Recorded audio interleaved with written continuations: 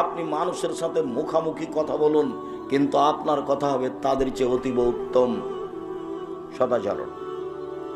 আল্লাহ তাআলা বলেন, ফাবিমা রাহমাতিম মিনাল্লাহ লিনতা লাহুম। মুহাম্মদ সাল্লাল্লাহু আলাইহি সাল্লাম, আল্লাহর পক্ষ থেকে বড় দয়া যে আপনি নরম স্বভাবের মানুষ হয়েছেন। নরম স্বভাব। ওয়ালাউ কুনতা ফাতান গালিদাল কালব, যদি আপনি কঠোর স্বভাবের মানুষ হতেন, কর্কশ স্বভাবের মানুষ হতেন, লান ফাযযু মিন হাওলিক, তাহলে মানুষ আপনার পাশ থেকে সরে যেত। পিটিয়ে সেবা নেওয়া যায় অল্প কয়েকদিন, আদর দিয়ে ভালোবাসা দিয়ে সেবা নেওয়া যায় স্থায়ী।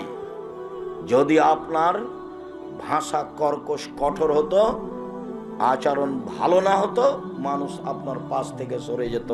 শুনুন, জরুরি কয়েকটা কথা আপনাকে বলি।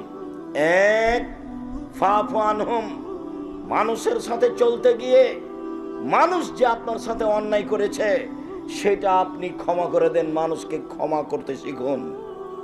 আল্লাহ বলছেন কাকে? আমাদের নবী মুহাম্মদ সাল্লাল্লাহু আলাইহি ওয়াসাল্লাম। আমরা পরে আছি। শুনুন, মানুষের সাথে চলতে গিয়ে মানুষ যে আপনার সাথে অন্যায় আচরণ করেছেন সেটা আপনি ক্ষমা করুন। আদেশ, আল্লাহ আদেশ করছে। বিচার নেওয়া পরে, ধ্বংস কামনা করা পরে, তারপরে বলছেন ওয়াস্তাগফির লাহুম, মানুষ যে আপনাকে গালি দিয়ে, অকথ্য ভাষায় গালি দিয়ে, দেশ থেকে তাড়িয়ে দিয়ে পাপ করেছে, এর জন্য আপনি আল্লাহকে বলুন, আল্লাহ ওরা আমাকে গালি দিয়ে পাপ করেছে, তুমি তাদের পাপ ক্ষমা করে দাও। সদাচরণ কি জিনিস? সদাচরণ কি? আপনি অটোতে বসে আছেন, আমি উঠছি, তো উঠতেই লোকটা টান দিয়েছে, তো আমি ধাক্কা খেয়েছি, তখন আমার ব্যাগটা আপনার মুখের উপরে গিয়ে পড়েছে, তখন আপনি বলছেন হ্যাঁ আপনার কপালে চোখ নাই। এটা একটা আচরণ। আর আপনি বলছেন আচ্ছা আচ্ছা যাক, মনে আমি এটা ভারী মনে, বসেন বসেন, যাক হয়েছে, এটা কিছু সমস্যা নেই, সমস্যা বসেন বসেন বসেন, কোনো সমস্যা নেই, বসেন। এটা একটা আচরণ। আর ওটা একটা আচরণ, কপালে চোখ নাই, দেখেন না, একটু ঢং করে উঠতে পারেন না, ওটা একটা আচরণ, এটা একটা আচরণ। কোনটা সদাচরণ? ক্ষমতা দেখিয়ে দুদিন বেঁচে লাভ নাই, ফেরাউন চলে গেছে। ক্ষমতা দেখিয়ে মানুষের প্রতি জেল জুলুম অত্যাচার করে মানুষকে আয়না ঘরে রেখে কোনো লাভ নাই, একদিন চলে যেতেই হবে। আজ হোক আর কাল, মানে সময় আসলে রক্ষা হবে না। তবে আল্লাহর নবী বলছেন ইন্নাল্লাহ ইউমলি লিয-যালিম, আল্লাহ তাআলা জালেমকে সময় দেন, জালেমকে সুযোগ দেন অন্যায় করার। অন্যায় করতে থাকে করতে থাকে করতে থাকে, তো মানুষ মনে করে কই কত মানুষের প্রতি জুলুম করলো, কত মানুষকে পানিতে ডুবিয়ে মারলো, জেলে হত্যা করলো, আলেম ওলামাকে জেল ফাঁসি দিল, তারপরেও তো বিচার হয় না। কই মানুষে বলছে যে জুলুম করলে আল্লাহ বিচার করবে, কই হয় না। যাই যাই, আল্লাহর নবীও বলছেন, বুখারী মুসলিমের হাদিস, আল্লাহকে সুযোগ দেন, দিতে দিতে দিতে দিতে হাত্তা ইজা আখাযাতহু লাম ইউফলিতহু, যখন ধরে ফেলেন তখন আর সময় দেন না।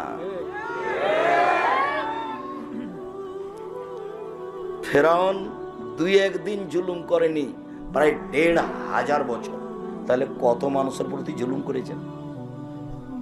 তার বিরুদ্ধে গেলে বালুর উপরে ফেলে দিয়ে হাতে পায়ে কাঁটা মেরে দিয়ে গায়ে সাপ বিচ্ছু ছেড়ে দিত। লৌহ শলাকাধারী ফেরাউন।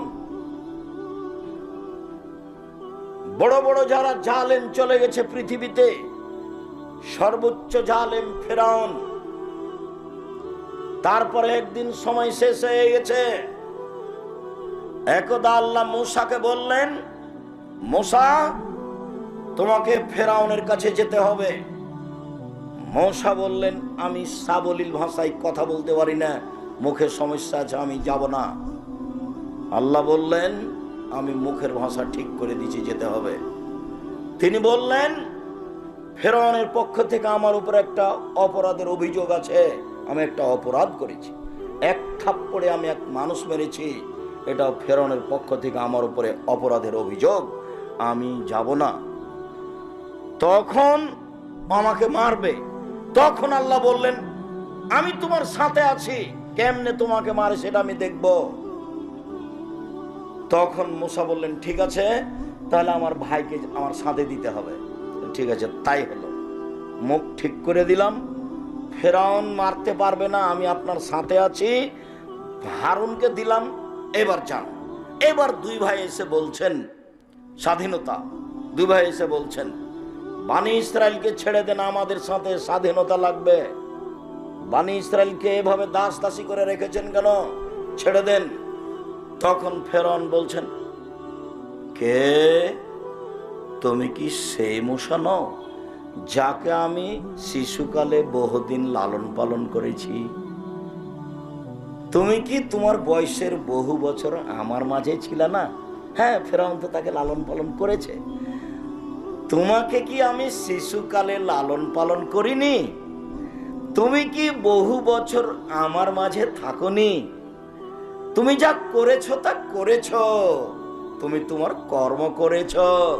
তুমি এক থাপ্পড়ে মানুষ মেরেছো, তুমি বড় অকৃতজ্ঞ। আমার মানুষকে হত্যা করে আমার দেশ থেকে চলে গিয়ে তুমি আমাকে দাওয়াত দিতে আসো, তুমি বড় অকৃতজ্ঞ। মূসা আলাইহিস সালাম বললেন, জি, আমি যা করেছি তা করেছি। আমি তখন ভুল পথে ছিলাম, আমি আপনার হত্যার ভয়ে দেশ ছেড়েছি। আমার প্রতিপালক আমার প্রতি দয়া করেছেন, দয়া করে আমাকে জ্ঞানে গুণে পূর্ণ করেছেন, তিনি আমাকে নবী করেছেন। ঠিক আপনি আমার প্রতি অনুগ্রহ করেছেন, অনুগ্রহ করে আপনি খোঁটা দিয়েছেন, খোঁটা দিয়ে আপনি বানি ইসরায়েলকে দাস দাসীতে পরিণত করেছেন। ভাষা পরিবর্তন করে তুমি বড় উদ্ধত স্বৈরাচার, তুমি বড় সীমা লঙ্ঘনকারী। ঘোষণা মূসা আলাইহিস সালাম ফেরাউনের সামনে দিলেন। যা হওয়ার তাই হলো। ফেরাউন হত্যার জন্য প্রস্তুতি নিল, মূসাকে হত্যা করতে হবে।